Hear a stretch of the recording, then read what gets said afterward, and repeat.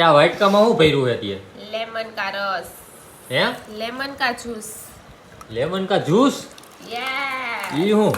અરે લીંબુનો રસ છે। ઓય એમ કેની લીંબુનો રસ? આ લેમન કા જ્યુસ એક તો અહીંયા અંગ્રેજી આવડતું ન હોય ને ઇંગ્લિશમાં બોલવા નગા થાય, ગુજરાતીમાં બોલો લીંબુના ફાડાનો રસ છે।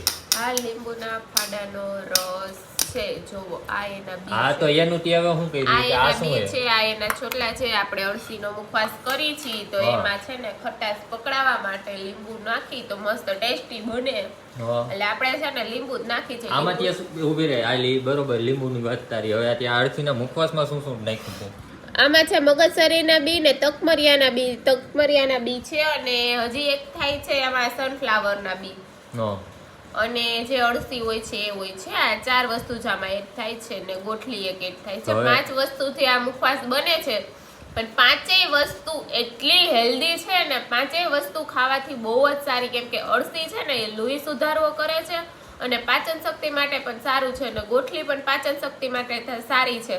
તકમરિયા પણ એવા ઠંડા અને સારા છે। મગજસરીના બી પણ એટલા જ ગુણકારી છે ને સનફ્લાવરના બી તો બધાને ખબર જ છે, મારે કહેવાની જરૂર જ નથી। હા એટલે આ મુખવાસ તો બેસ્ટમાં બેસ્ટ મુખવાસ છે, હેલ્થ માટે પણ એટલો જ સારો છે। તો જલ્દીથી જે લોકોને ઓર્ડર દેવો હોય નીચે વોટ્સએપ નંબર આપેલા છે, હાઈનો મેસેજ કરશો એટલે વેબસાઇટની લિંક મળી જશે, વેબસાઇટ દ્વારા ઓર્ડર કરી શકો છો। અને ડાયરેક્ટ લિંક જોતી હોય તો મારી બાયોમાં પણ લિંક આપેલી છે, ટેસ્ટ ઓફ તુલસી કરીને મારી વેબસાઇટ છે। હા અને સુરતમાં પણ મળે છે મિત્રો, એટલે સુરતમાં પણ તમને રૂબરૂ મળી જશે।